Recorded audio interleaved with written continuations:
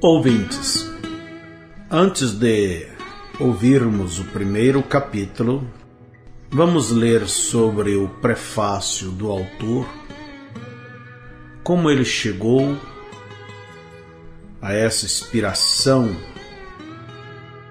para escrever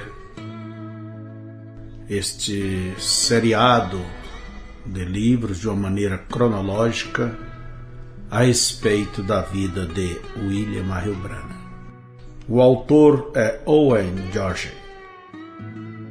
Quando eu comecei este projeto, a primeira e difícil pergunta que eu enfrentei foi: como deveria eu me aproximar de um assunto que tem tão poucos precedentes? Muita coisa da história da vida de William Branagh está tão distante e além das fronteiras da experiência humana normal que é difícil fazer com que isto mereça ficar confinado no espaço de um livro. Minha aproximação tem tanto vantagens quanto limitações, ambas as quais quero compartilhar com você no início. Cada biógrafo deve tomar certas decisões antes de começar a escrever. Deveria ele estruturar seu livro por tópicos ou por cronologia? Que público ele deveria tentar alcançar? A que nível de compreensão deveria escrever? Quão extenso deveria ser seu livro? Que incidentes deveria ele incluir e o quanto de detalhes deveria ele acrescentar a cada incidente? Quanto deveria ele analisar e quando ele deveria apenas descrever eventos sem comentá-los? E a lista segue.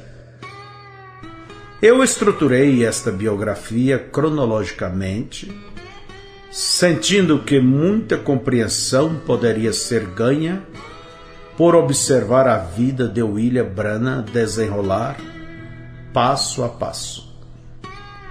Muitos biógrafos permanecem sempre presentes em seus textos, analisando e explicando o significado futuro de cada evento que descrevem. Eu optei por não fazer isto, deixando o significado de cada evento permanecer um mistério até aquele ponto na história quando então William Branagh, por si mesmo, aprendeu seu significado.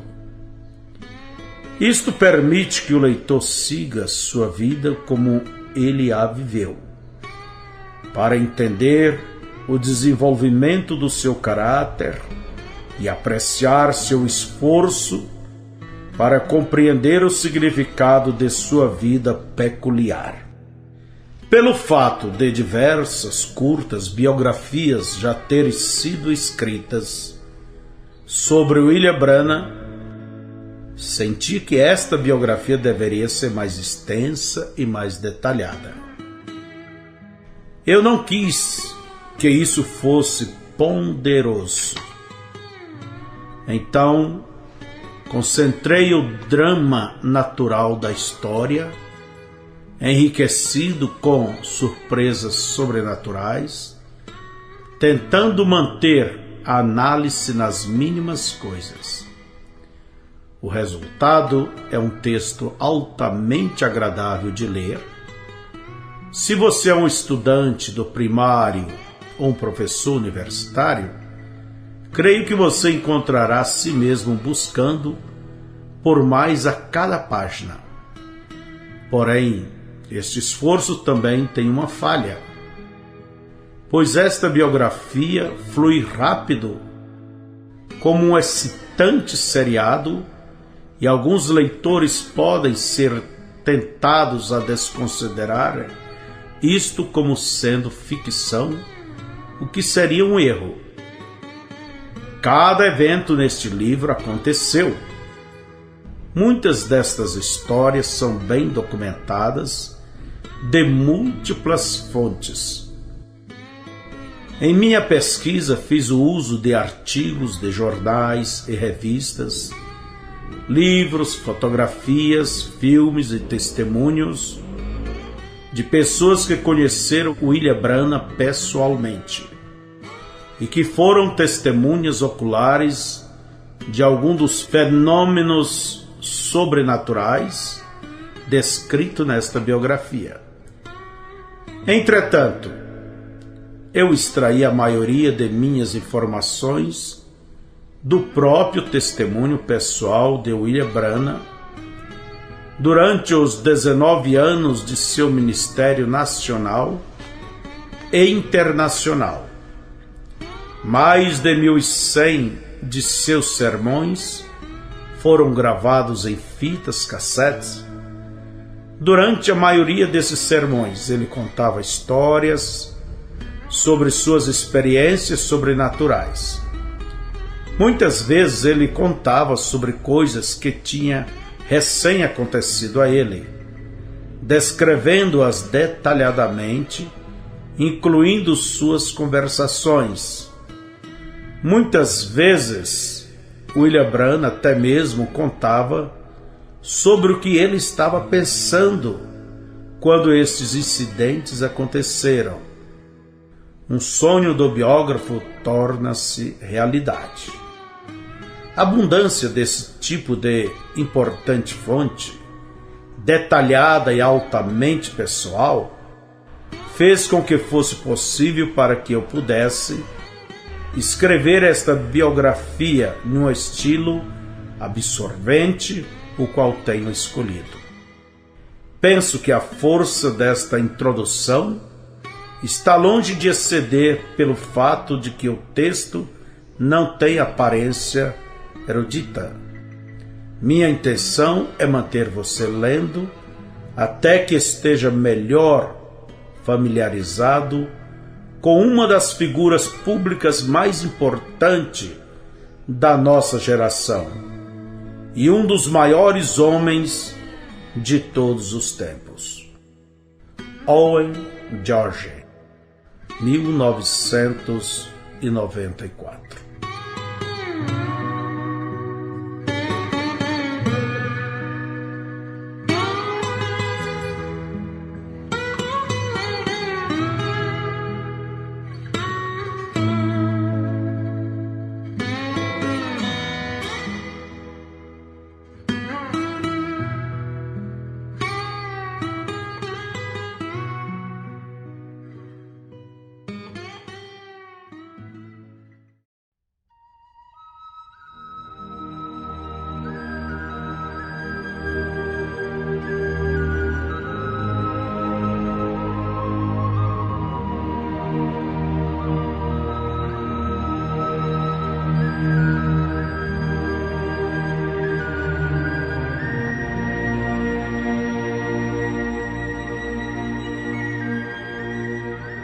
O primeiro livro abrange o período de 1909 a 1912. Capítulo 1. Misterioso sinal no nascimento. 15 anos não é muito jovem para ter um bebê. Falou ela Branham consigo mesma, tentando dar ânimo a si própria. Ora, afinal estou preparada. A dor apertou novamente, mais forte, mais dominante do que antes. Ela Branham sentiu seu pânico aumentar, espalhando o desconforto. Ela segurou seu avolumado estômago e, gemendo, disse: ainda não, por favor, ainda não. Não, até que Charles venha para casa. Gotas de suor brotaram em sua fronte. Ela Branham caminhou com dificuldade através do piso de chão até a única janela da cabana e então sentou-se à porta feita de madeira rústica.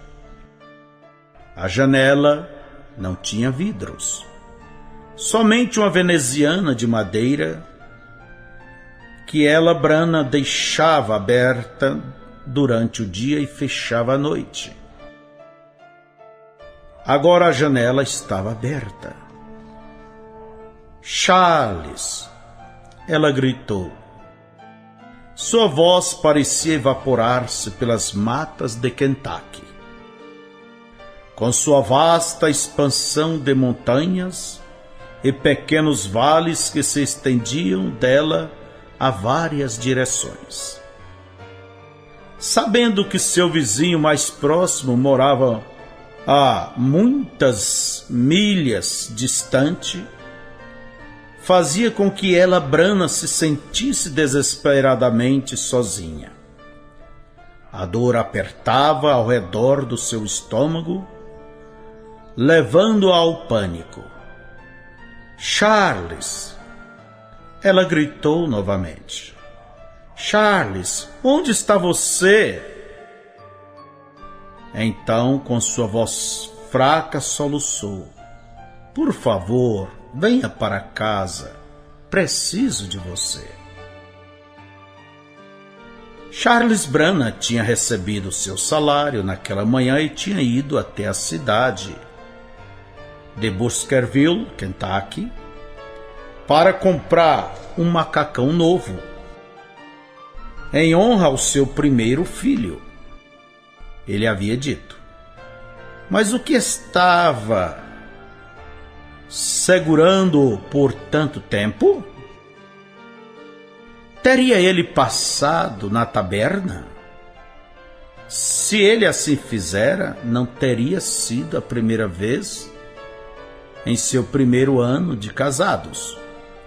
Certamente que Charles não faria uma coisa dessas hoje. Ele sabia que seu bebê estava para nascer a qualquer momento. A contração diminuiu, deixando-a exausta. Ela inclinou-se à entrada da porta, observando o sol se pôr detrás dos bordos dos carvalhos que tinham recém começado a crescer. Era abril do ano de 1909. Ela, Brana, tremia enquanto fechava a veneziana. Agora, a única luz que havia dentro da cabana vinha do pôr do sol, penetrando pelas frestas das paredes de madeira rústica. Raios de luz se moveram lentamente sobre a mesa, feita em casa, construída de um toco de árvore serrado, com cavilhas para as pernas e um banco para assento. E a única outra peça de mobília, uma cama de tamanho aproximado de 3,5 metros de comprimento, feita de palha. Um lado preso na parede. Ela, Brana, cambaleou até a cama feita de palha, de milho, espetava a sua cabeça a cada movimento. Quando o quarto se tornou escuro, ela, Brana, lembrou da antiga casa em Paris, Texas, a qual ela recentemente havia deixado. No último ano, a anterior residência parecia ser intolerável, mas agora, ao estar nesta posição, não parecia tão ruim. Ela havia crescido no Texas como Ella Harvey. Seu pai era um caçador e professor, sua mãe era uma índia Cherokee pura. Ela, a mais velha de outras 4 crianças, tinha vivido uma maravilhosa e despreocupada infância até 3 anos atrás, quando então sua mãe morreu de escarlatina. Naquela época, Ela tinha apenas 12 anos de idade e seu irmão mais novo tinha apenas 4. A tarefa de mãe pesou no colo de ela. Há quase um ano atrás, ela tinha encontrado Charles Brana em um rodeio. Charles era baixo, bonito, com cabelos pretos ondulados, ombros largos e habilidades suficientes de vaqueiro para derrotar quase todos os cavalos bravos que desafiara. Ela fora golpeada por seu charme. Charles tinha 18 e ela 14, mas sentia-se anos mais velha.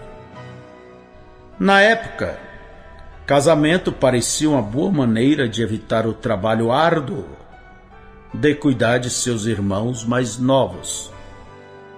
Agora ela desejaria saber se tinha somente pulado de uma frigideira para outra.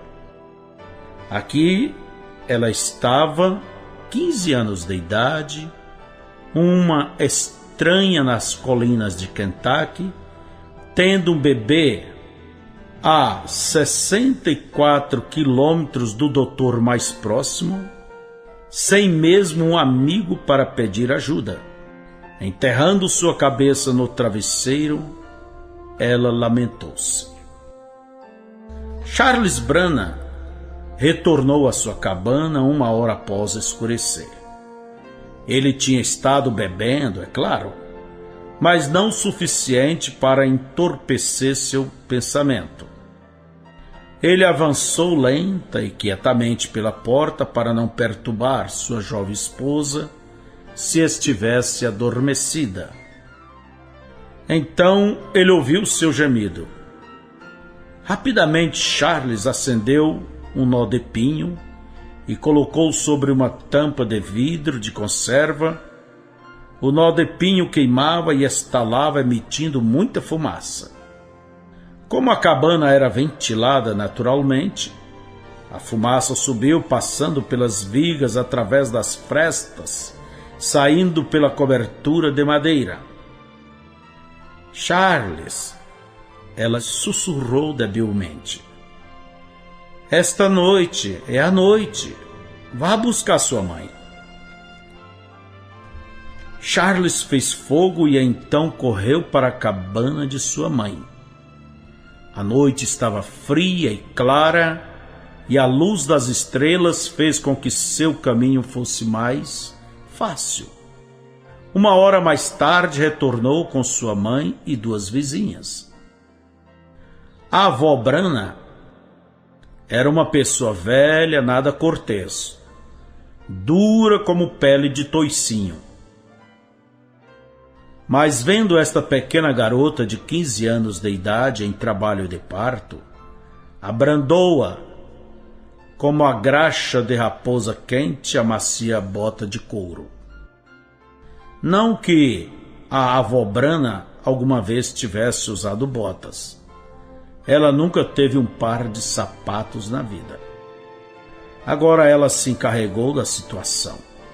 Como já havia tido 17 filhos sozinha, ela estava bem preparada para agir como parteira para sua nova nora.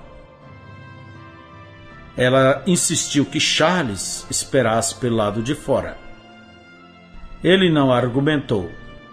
Pegando uma manta, ele moveu-se lentamente até o alpendre e fez sua cama de pedaços de madeira e cascos de árvore.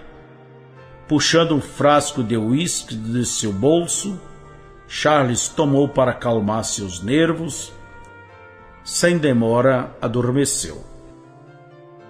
Ao amanhecer, a agitação dentro da cabana tornou-se mais intensa. Charles despertou. O oeste do horizonte estava se tornando claro com a aproximação da alvorada, mas o sol não havia ainda saído. Ele amaldiçoou a si mesmo por ter cochilado. E então se preocupou porque seu bebê não havia nascido ainda. Havia algo errado? Talvez deveria entrar e verificar? Antes que pudesse se decidir, ele ouviu um choro estridente de um recém-nascido. A porta da cabana se abriu e uma de suas vizinhas o chamou.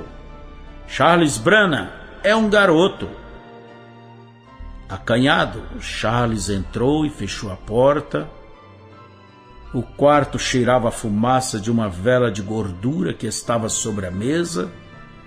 A avó Brana lavou a criança e, pesando-a, tinha 5 libras, que é aproximadamente 2,3 kg. Então, suavemente, deitou nos braços de sua mãe. Charles estava em pé próximo da cama, com as mãos nas alças do seu novo macacão, nervosamente observando os movimentos e resmungos da pequena criatura que era seu filho. Ela Brana disse: Charles, ele herdou seus olhos azuis. Charles estudou os pequenos olhos, mas na pouca claridade ele não podia dizer sua cor. Bem, chamaremos seu primeiro nome William, ele disse. E seu nome do meio será Marion. Ela Brana pronunciou o nome William Marion Brana. Parece distinto o suficiente. E ele pode ser chamado de Billy. Charles, eu penso que Billy terá seu cabelo ondulado também. Abra a veneziana e então poderei ver melhor. Pouco depois das 5 da manhã, terça-feira de manhã, 6 de abril de 1909, raios de luz penetraram através das aberturas, embora o sol ainda não tivesse levantado no horizonte. Charles abriu a veneziana e afastou-se assustado. Algo tinha se arremessado através da janela aberta. Uma luz como uma estrela, aproximadamente 30 centímetros de diâmetro. Ela Brana gritou, pegou seu filho e o apertou fortemente contra seu peito. Os outros, sem entender, deram alguns passos para trás, contra a parede. A estranha luz circulou o quarto várias vezes e então parou sobre a cama, pairando sobre a nova mãe e filho, com forte brilho amarelo esverdeado pulsando com vida própria. Por menos de 1 minuto permaneceu nessa posição.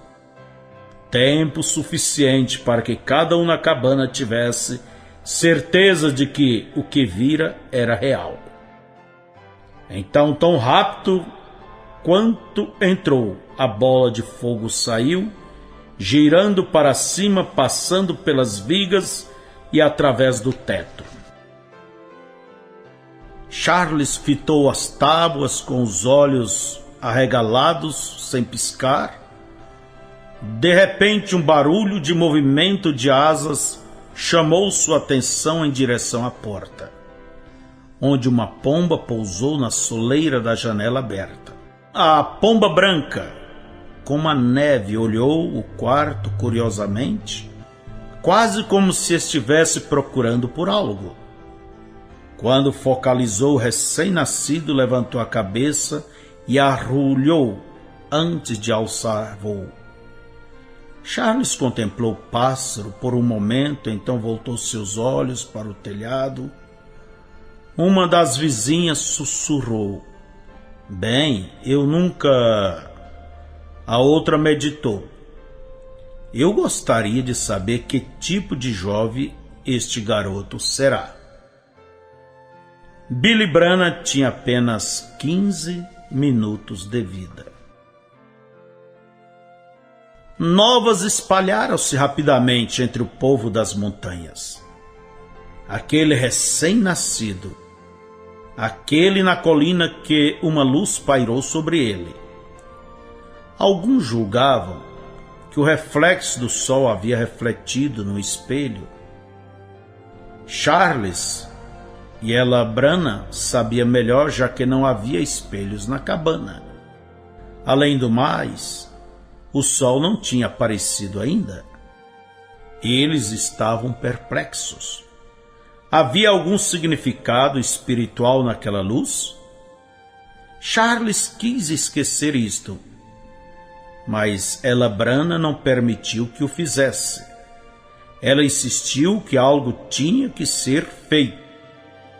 E finalmente decidiram que o bebê deveria ser levado a uma igreja e o dedicariam a Deus. A princípio, Charles argumentou contra esta ideia, mas finalmente consentiu. Embora a aprovação remexesse contra a natureza de seu caráter, agora a questão surgia: onde deveria levá-lo? Os ancestrais de Charles Branham eram estritamente irlandeses católicos. E do lado de Ella, os Havers, eram irlandeses católicos também, exceto a mãe de Ella, que pertencia a uma nação Cherokee.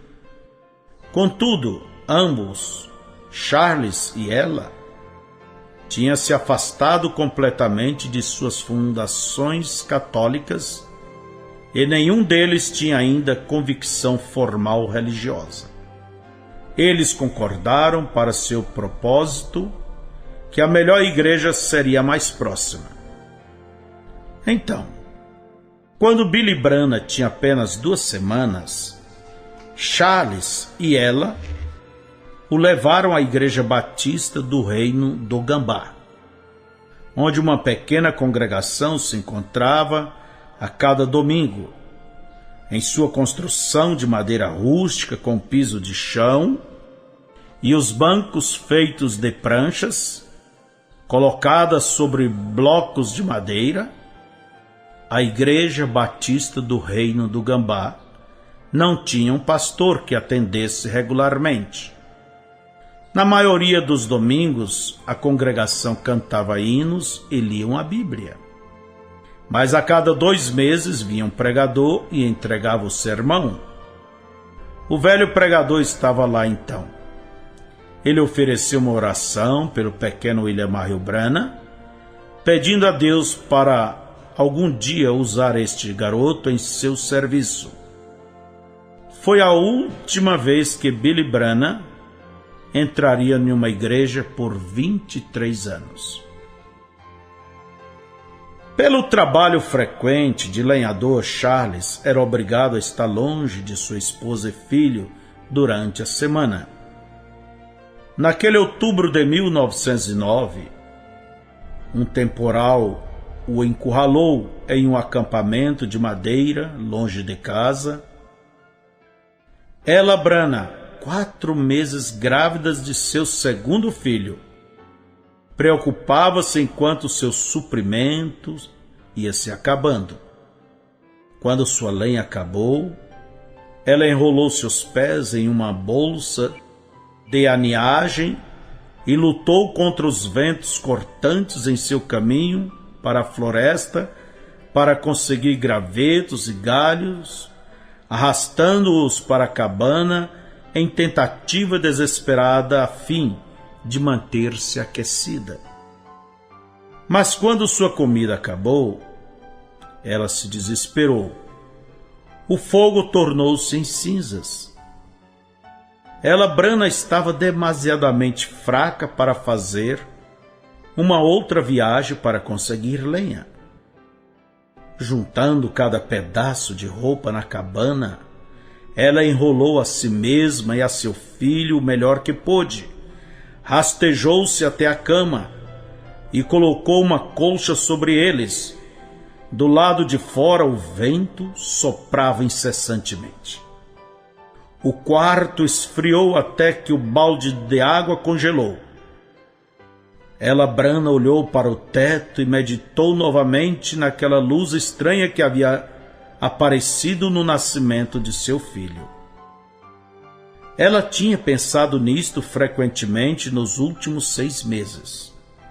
Algumas vezes ela cria que isto era um sinal de que Billy fora destinado para a grandeza. Agora isto parecia sem sentido, vendo que a morte para ambos não poderia estar longe. Seu vizinho mais próximo era um velho que vivia no vale. Quando a tempestade cessou, este vizinho saiu para fora para fazer algumas tarefas. Ele podia ver a cumeeira da cabana Brana e ele percebeu que não havia fumaça saindo do chaminé. A princípio, ele não deu muita atenção, mas depois de vários dias, ele se preocupou. Ele havia visto fumaça saindo da cabana antes da tempestade, e que ninguém poderia ter saído da cabana durante a tempestade. Pensando que poderia haver algo errado, ele decidiu investigar. Assim que ele se aproximou da cabana, viu que não havia pegadas na neve recém-caída, e isto confirmou seu temor que ninguém havia deixado a cabana depois que a tempestade cessou. Ele bateu, mas não teve resposta. Quando ele tentou abrir a porta, percebeu que estava trancada por dentro. Agora ele sabia que alguém estava ali, alguém que poderia estar em sérios problemas, ou eles o teria respondido. Com muito esforço, conseguiu forçar a abertura da porta. O que ele encontrou no interior o fez estremecer. Ela, Brana e seu bebê estavam amontoados na cama, quase mortos de frio e fome. Apressadamente o vizinho agarrou o machado de ela e foi até a floresta, voltando com o suficiente de lenha para aquecer a cabana. Sem encontrar comida, foi até sua casa e retornou com o máximo de mantimentos que podia carregar. Chamaram o doutor, estava fora de questão. Assim o homem velho cuidou da jovem mãe e filho, até que Charles, cortando os ventos, chegou à sua cabana. Sua esposa e filho estava começando a recuperar suas forças. No restante daquele inverno, Charles permaneceu próximo de casa, caçando e pegando animais em armadilhas para manter a despensa cheia. Na primavera, ele voltou a derrubar árvores. O gelo havia derretido e ele puxava as toras com boi e, uma a uma, as arrastava ao rio Cumberland, onde outros lenhadores os amarravam juntas em uma balsa, deslocando-as ao rio Ohio e então ao Mississippi. Em março de 1910, Charles e ela, Brana, tiveram seu segundo filho, Edward. Poucos meses depois, ela, Brana, agora com 16 anos, sentiu um outro bebê crescendo em seu ventre. Ela deu à luz ao seu terceiro filho no início de 1911. Era um outro menino, ela o chamou Henry. Como lenhador, Charles trabalhou na primavera, verão e na entrada do outono de 1911. Então, a desventura golpeou novamente, separando Charles de sua família, quase o destruindo. Sendo o mais novo de 17 filhos, Charles Brana havia sido criado com muitos mestres grosseiros.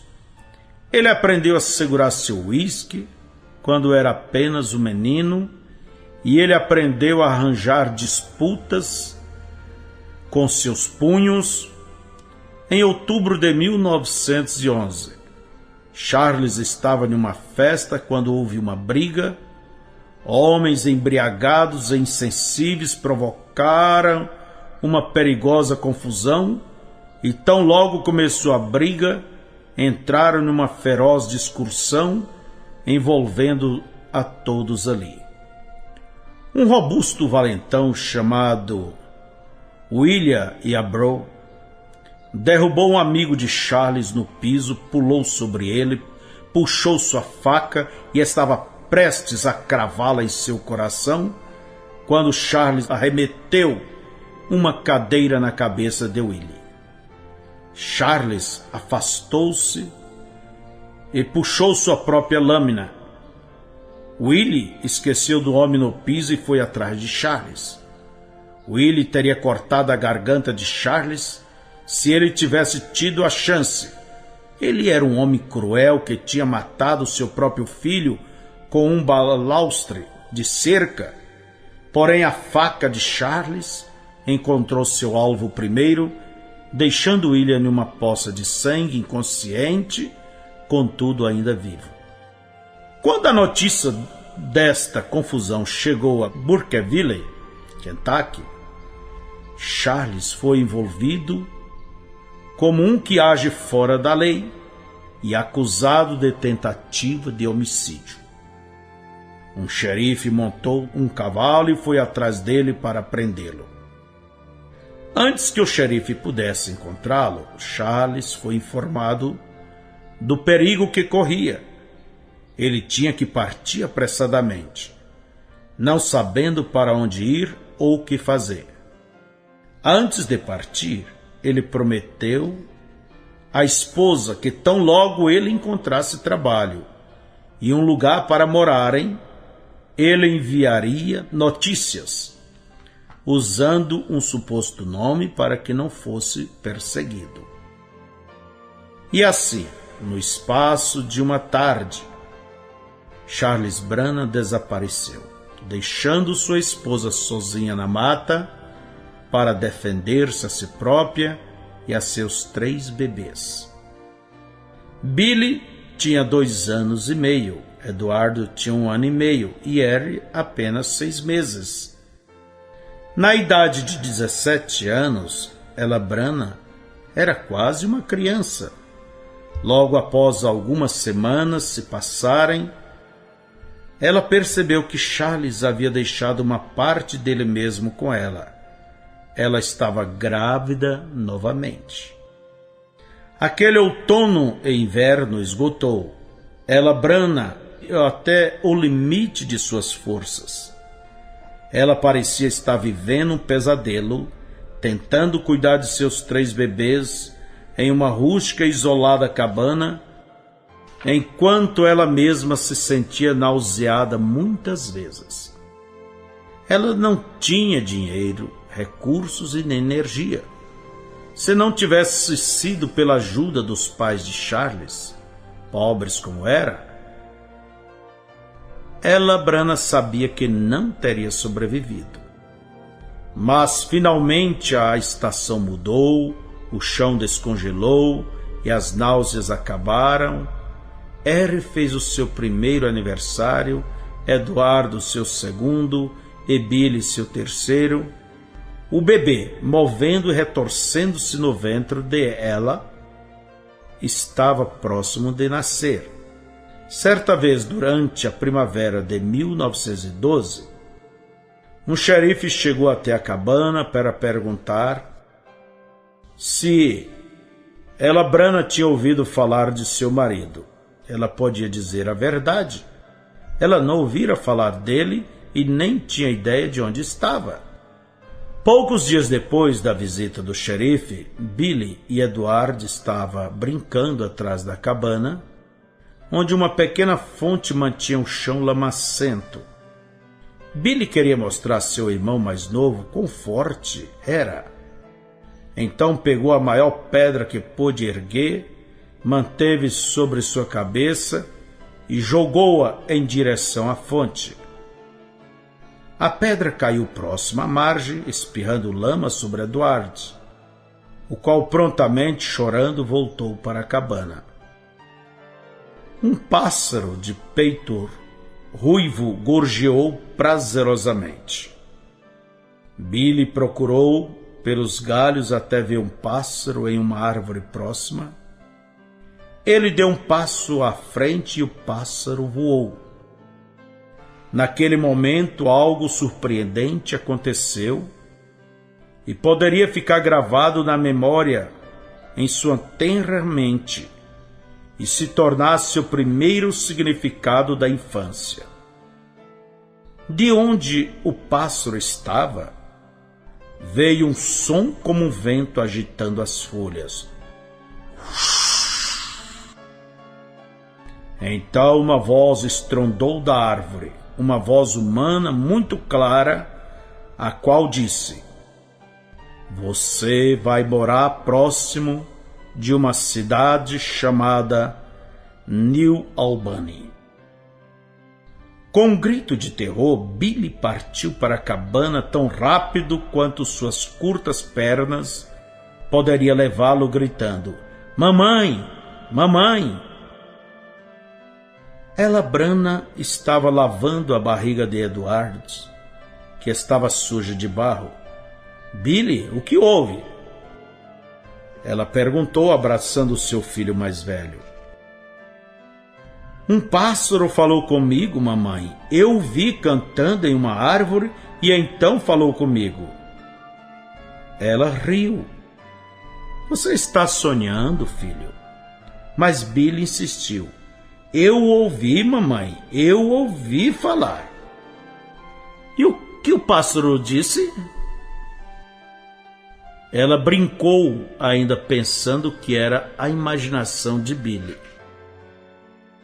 "Ele disse que viveríamos próximo de uma cidade chamada New Albany." Esta resposta a surpreendeu. Isto não parecia algo de um garoto que poderia estar brincando. Ela caminhou para trás da cabana e chamou nas árvores: "Olá, alguém aí?" Quando ela voltou para dentro, Billy perguntou: "Mamãe, onde é New Albany?" "É uma cidade em Indiana, longe, além do rio de Louisville, Kentucky. Cerca de uns 160 quilômetros daqui, Billy." "De onde você ouviu falar de New Albany?" "Eu nunca tinha ouvido falar de New Albany, mamãe, até o pássaro me falar." "Mamãe, quando vamos morar lá?" "Papai vai morar conosco?" Ela maneou a cabeça. Várias semanas depois de uma longa espera, chegou uma carta de Charles. Ela sentou-se à mesa de madeira, fitando o envelope, que segurava entre seus trêmulos dedos.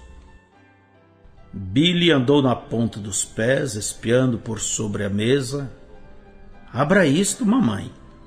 Ela deu uma risadinha. "É claro. Esperamos um longo tempo por isso. Por que esperar mais?" Cuidadosamente ela tirou a cola de um dos lados, tirou a carta do envelope, abriu e começou a ler.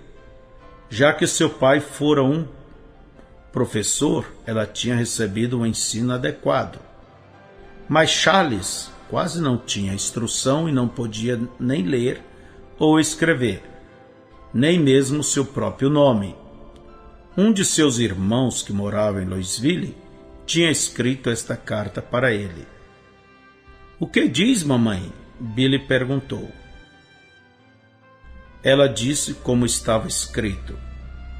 "Diz que seu pai está em Indiana.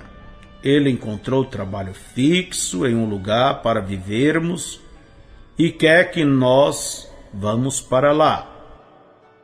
É uma pequena cidade chamada Utica, cerca de 10 milhas, 16 quilômetros, a nordeste de..." Ela parou repentinamente, olhou com espanto para o seu filho, com 3 anos de idade. Como poderia ser isto? "Onde, mamãe? Onde é Utica?" Billy persistiu. Ela disse lentamente: Billy, nós vamos morar a 10 milhas a nordeste de New Albany, Indiana.